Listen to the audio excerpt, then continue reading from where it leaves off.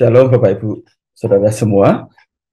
Oke, ya pagi ini kita akan melanjutkan pembacaan kitab sampai pada Keluaran 13 ayat 1 sampai 22.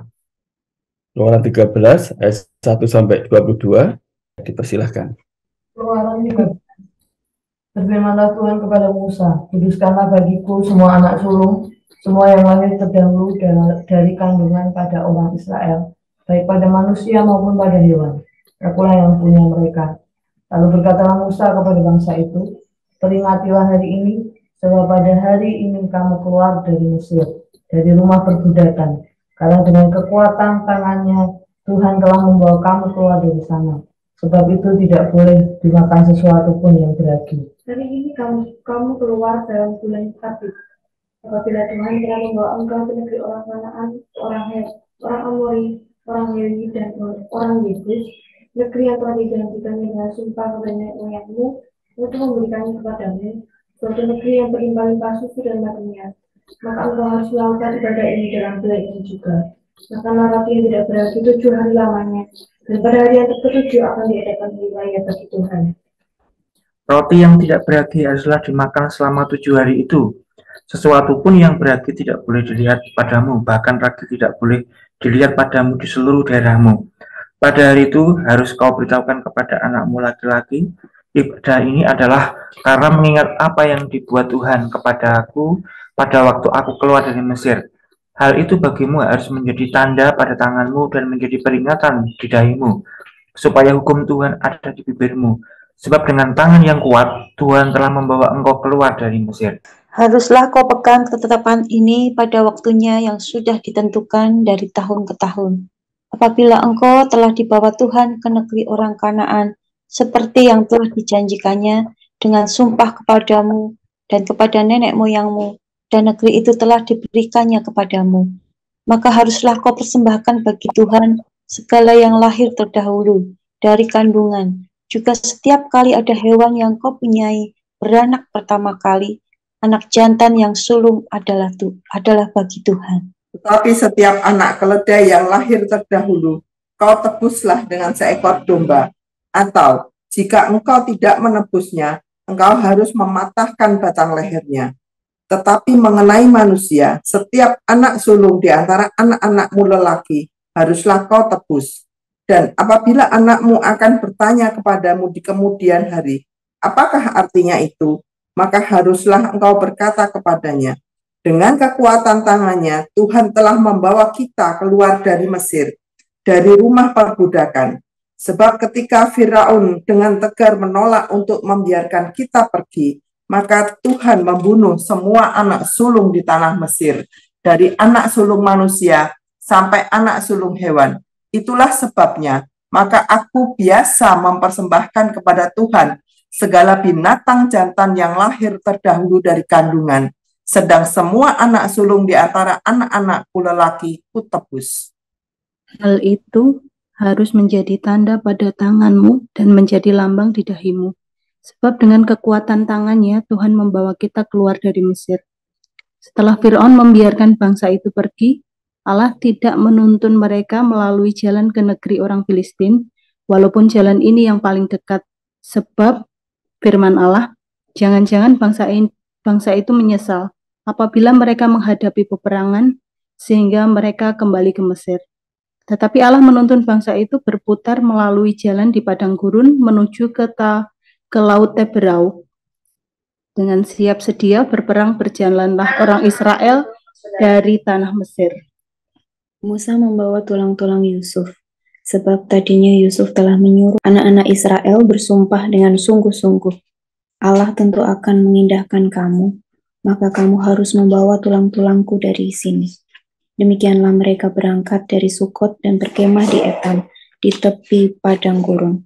Tuhan berjalan di depan mereka pada siang hari dalam tiang awan untuk menuntun mereka di jalan, dan pada waktu malam dalam tiang api untuk menerangi mereka sehingga mereka dapat berjalan siang dan malam.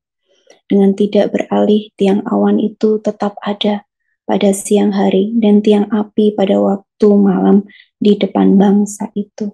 Ya, terima kasih Bapak Ibu. Ya, kalau terakhir kemarin kita membaca di Keluaran 12, kita pelajari bahwa Tuhan sudah memberikan ketetapan lebih lanjut tentang Paskah. Nah, di pasal 13 ini kita juga mempelajari beberapa ketetapan dan juga perintah Tuhan lainnya, serta penyertaan Tuhan bagi bangsa Israel setelah keluar di tanah Mesir. Pada bagian pertama kita bisa membaca di sini beberapa ketetapan dan perintah lainnya bagi bangsa Israel, yaitu yang pertama adalah ketetapan mengenai anak sulung. Jadi Tuhan memerintahkan agar bangsa Israel menguduskan baginya semua anak sulung, ya, baik manusia maupun pada hewan. Dan anak sulung itu adalah milik Tuhan. Dikatakan di ayat 2 di bagian akhir, akulah yang punya mereka. Kemudian ketetapan berikutnya adalah ketetapan tentang hari raya roti tak beragi. Dengan perintah-perintahnya, yaitu Tuhan minta agar ketetapan-ketetapan tersebut dijadikan sebagai sebuah peringatan. Dan perintah lainnya yaitu agar ketetapan-ketetapan yang dijalankan menjadi sebuah peringatan tersebut haruslah diteruskan ke anak cucu orang Israel. Jadi diteruskan secara turun-temurun. Ya. Di ayat 8 dikatakan di situ bahwa pada hari itu harus kau beritahukan kepada anakmu laki-laki, ibadah ini adalah karena mengingat apa yang dibuat Tuhan kepadaku pada waktu aku keluar dari Mesir. Jadi itu harus disampaikan kepada anak cucu orang Israel. Dan terhadap perintah-perintah tersebut, orang Israel harus memberikan sebuah perhatian khusus begitu. Jadi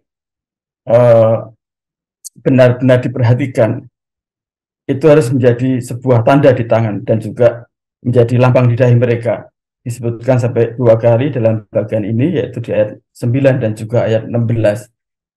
Nah, tentunya Tuhan punya maksud dan tujuan gitu ya.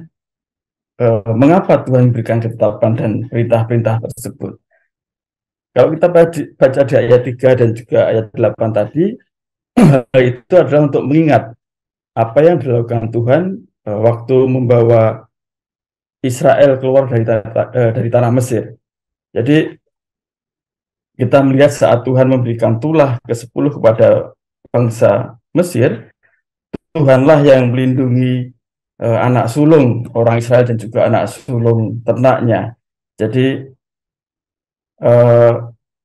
ketetapan agar anak sulung ini menjadi milik Tuhan, dikhususkan bagi Tuhan, itu adalah senantiasa untuk mengingat perlindungan Tuhan tersebut. Demikian juga dengan ketetapan tentang hari raya tidak beragi. Itu harus dilakukan untuk mengingat bahwa Tuhanlah yang membawa bangsa Israel keluar dari tanah Mesir ke tanah perbudakan tersebut.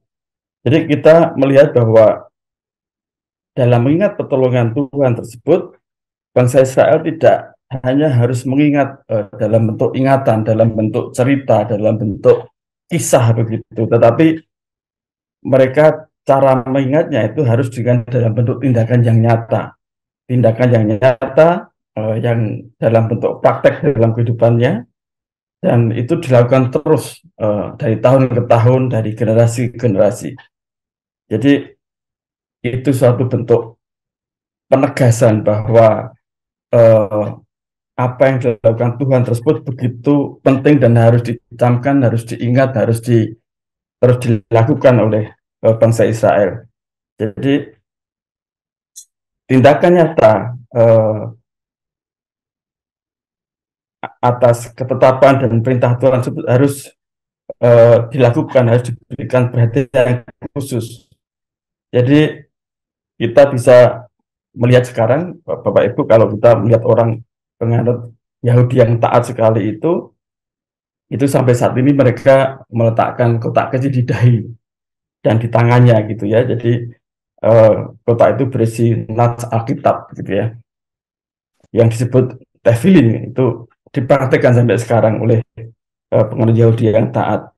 Jadi ini untuk menegaskan bahwa harus menjadi tanda di tangan, menjadi lambang, menjadi tanda di dahi, menjadi lambang, itu harus itu menunjukkan suatu hal yang sangat penting. Jadi Tuhan ingin bahwa Israel terus mengingat apa yang dilakukan Tuhan kepada bangsa Israel saat keluar di tanah Mesir. Bapak Ibu, kita membaca bahwa di sini dalam bagian ini ada kalimat yang diulang sampai 4 kali. Di ayat 3, 9, 14, dan 16 bahwa Tuhanlah dengan tangan yang kuat itu yang membebaskan nenek moyang Israel dari tanah Mesir. Diulang 4 kali, ditegaskan di situ sebagai suatu pengingat, sebagai suatu hal yang tidak boleh dilupakan oleh bangsa Israel. Nah, pada bagian kedua kita juga melihat adanya tuntunan Tuhan atas bangsa Israel. Jadi dalam perjalanan keluar dari Mesir kita melihat di sini Tuhan terus menyertai ya. Tuhan tidak meninggalkan umatnya. Tuhan bahkan memilihkan jalur bagi bangsa Israel. Bagaimana agar bangsa Israel ini bisa terhindar dari orang Filistin. Allah menuntun bangsa itu berputar melalui jalan di padang gurun dan juga melalui laut menuju laut Tiberau. Tuhan pasti memiliki maksud dan tujuannya ya. Jadi kita bisa membaca nantinya bahwa dengan melalui padang gurun ini Tuhan membentuk bangsa Israel menjadi bangsa yang harus dan mau tunduk pada Allah, menjadi bangsa yang harus bersandar penuh kepada Allah melalui banyak peristiwa. Dan kenapa menuju laut Tiberau, kita juga nantinya akan melihat rencana Tuhan bahwa Tuhan ingin menunjukkan kuasanya, Tuhan ingin menunjukkan mujizatnya, Tuhan ingin menunjukkan bahwa Tuhan berkuasa atas alam, dan juga bagaimana penghukuman untuk Fir'aun dan pasukannya itu akan dijalankan. Jadi di sini kita melihat Tuhan benar-benar setia kepada bangsa Israel, bahkan jalurnya pun ditunjukkan. Dan juga kita membaca juga bahwa dalam perjalanan keluar dari Mesir tersebut dikatakan Musa juga membawa tulang-tulang Yusuf seperti yang sudah dipesankan Yusuf sebelum dia meninggal. Jadi penghormatan kepada nenek moyang, ketaatan atas wasiat, atas permintaan nenek moyang itu begitu tinggi dilakukan oleh bangsa Israel ini. Dan bagaimana tuntunan Tuhan terhadap bangsa Israel kita baca di ayat 21 dan ayat 22 di situ sungguh menakjubkan begitu ya, saudara. Kita melihat tuntunan Tuhan dan penyertaan Tuhan yang luar biasa, yaitu Tuhan berjalan di depan bangsa Israel dalam tiang awan di siang hari dan juga dalam tiang api di malam hari. Jadi Tuhan tidak membiarkan bangsa Israel berjalan sendiri. Dia memberikan tuntunan siang malam begitu nyata, begitu mudah untuk diikuti oleh bangsa Israel. Ini hal yang sangat luar biasa. Kita bisa membayangkan kalau kita berjalan kemudian ada yang menuntun kelihatan jelas begitu, alangkah luar biasanya begitu ya. Jadi benar-benar kita diperhatikan, dilindungi, pasti nggak akan tersesat begitu. Ya Bapak Ibu, dari apa yang kita baca di pasal ini kita mendapatkan amanat. Yang pertama adalah Allah mengendaki umatnya melakukan segala ketetapan dan perintahnya yang sudah diberikan kepada umatnya. Yang kedua, kita juga melihat bagaimana Allah senantiasa menuntun dan menyertai perjalanan umatnya. Dia tidak pernah meninggalkan umatnya sendirian. Nah, aplikasinya adalah apakah saudara dan saya sudah melakukan semua ketetapan dan perintah Allah atas hidup kita. Yang kedua juga, apakah saudara dan saya juga selalu yakin percaya bahwa Allah itu menyertai kita, Allah menuntun kita, dan kita tunduk pada tuntunan dan perintah Allah itu. Amin. Tuhan berkati. Terima kasih. Biarlah kita meyakini dan tetap taat kepada ketetapan Tuhan sampai hari ini, sekalipun ada tantangan, kesulitan, ada hambatan, tapi Tuhan terus menyertai kita. Kita akan pujikan bersamamu Bapa, Engkau ada bersama.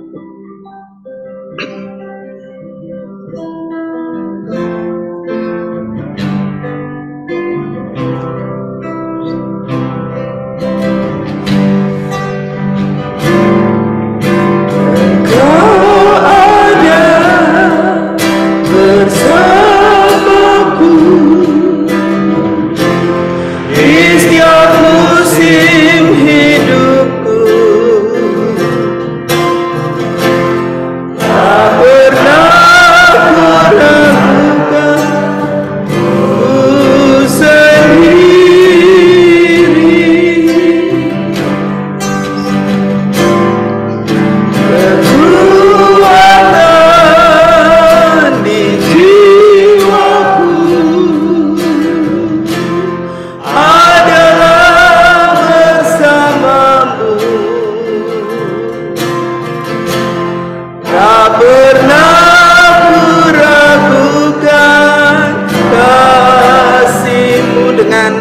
katakan Engkau ada bersamaku ya Tuhan.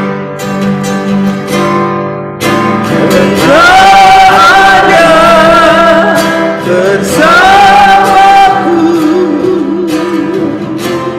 di setiap musim hidupku, tak pernah membiarkan ku sendiri.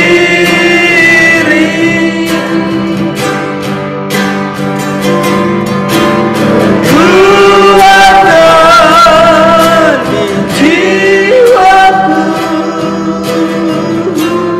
adalah bersamamu,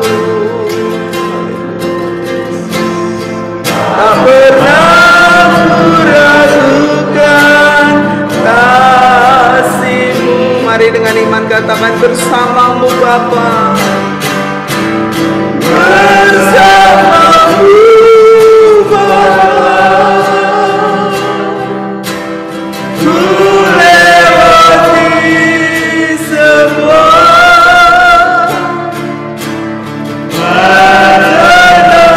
perjalanan-Mu yang tentukan hatiku. Engkau yang bertindak memberi pertolongan,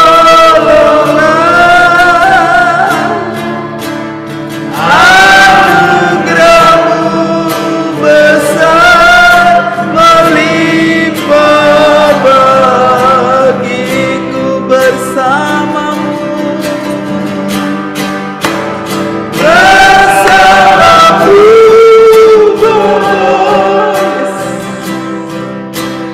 ku lewati semua perjalanan-Mu yang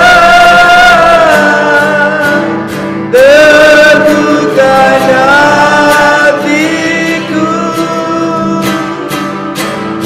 Engkau yang bertindak memberi pertolongan, anugerah-Mu besar melimpah bagiku. Anugerah-Mu, anugerah-Mu besar melimpah bagiku. Anugerah-Mu, anugerah-Mu besar melimpah bagiku. Haleluya, terpujilah Engkau Tuhan. Terima kasih janji-Mu ya Tuhan nyata bagi kami. Haleluya, haleluya, ya Ralamara. Terima kasih Tuhan, terima kasih. Mari kita bersyukur kepada Tuhan, karena janji Tuhan itu ya dan amin. Dia yang terus memimpin, menyertai, melindungi, memberkati setiap perjalanan hidup kita. Dan kita mau terus komitmen untuk mengiring Dia, untuk terus mengikuti perintah dan ketetapannya. Mari kita mengucap syukur.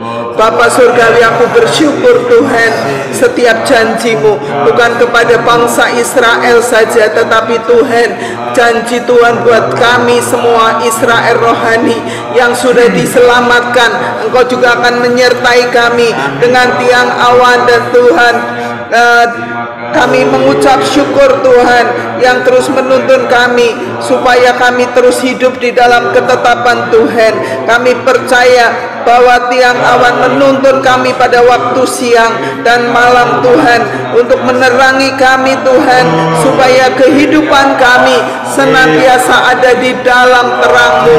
Tiang api yang terus menyinari kami di waktu kami mengalami saat-saat yang gelap dalam hidup kami.